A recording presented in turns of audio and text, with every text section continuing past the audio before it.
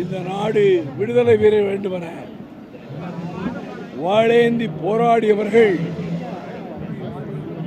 தமிழ்நாட்டு மன்னர்களும் வீரர்களும் தான். அதுவும் தெற்கு சீமை தலைமை தாங்கியது.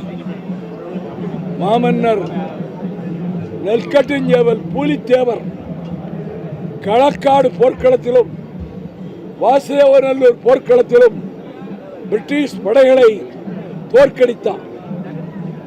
கடைசி போரில் சங்கரங்கோயில் ஆலயத்துக்குள்ளே சென்றவர் திரும்ப வெளியே வரவே இல்லை. இன்று வரை அது மர்மமாகவே இருக்கிறது. அந்த பூலித்தேவர் மன்னருக்கு முதலில் தமிழ்நாட்டில் சிலை வைத்தவன் அடியேன்.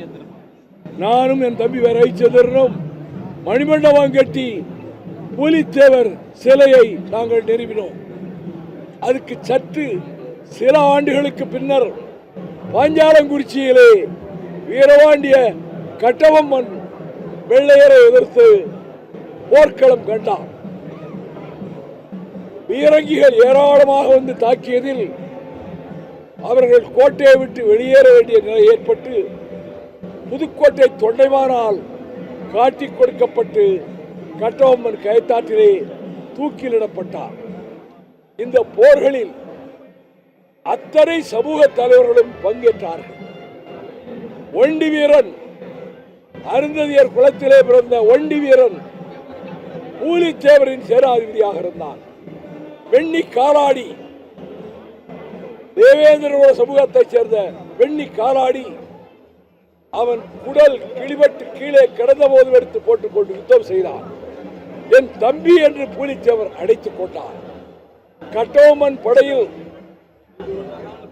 வீரன் வெள்ளையத்தேவனும் வீரன் சுந்தரலிங்கமும் ஒட்டிப்பகடையும் கட்டக்கற்பனும் இருந்து போரிட்டார்கள். அதே காலகட்டத்தை அடுத்துத்தான் கட்டாளங்குளத்திலே மாவீரன் அழகுமுத்துக்கோன் தோன்றினார். மற்ற மன்னர்களுக்கு ஏற்பட்ட முடிவை பற்றி அவர் கவலைப்படவில்லை. அவர் வெள்ளையரை எதிர்த்து, வெள்ளை படைகளை எதிர்த்து போர்க்களத்திலே தொடர்ந்து உறுதியாக நின்று கடைசியில் வீரங்கி வாயில் வைத்து சுடப்பட்டார். அந்த வீரன் அழகுமுத்துக்கோன் வீரம் செறிந்த வரலாறும் வெள்ளையரை எதிர்த்த வரலாறும். அதற்கு பின்னர் கப்பலோட்டிய தமிழன் பாபு சிதம்பரம் பிள்ளை வெள்ளையை எதிர்த்து சுதேசி கப்பல் கம்பெனி நடத்தினார். வாஞ்சிநாதன் மணியாச்சிலே ஆஸ்துரையை சுட்டுக் கொண்டான். அவன் செங்கோட்டையைச் சேர்ந்தவன். ஆக தென் மாவட்ட மக்கள், மன்னர்கள், பிறகு மருதுபாண்டியர்கள் சிவகங்கையிலே வெள்ளை எதிர்த்து போர்க்காலம் கண்டார்கள். முதலில் ஜெயித்தார்கள். 500 பேர் தூக்கிலிடப்பட்டார்கள். இந்த வீர வரலாறை நினைவூட்டுகிற போது வீரன் அழகுமுத்துக்கோன் அந்த வரிசையில் இருக்கிற முக்கியமான கட்டாளங்குளம் தலைவராவார். அவர் புகழ் வாழ்க. 269வது இந்த குருபூஜை நாளில் வீரன் அழகுமுத்தோருக்கு புகழ் வணக்கம் செலுத்தி அவர் கீர்த்தியும் புகழும் இந்த மாவீரர்கள் வரிசையில் எந்நாளும் தொடர்ந்து நிலைத்து நிற்கும்.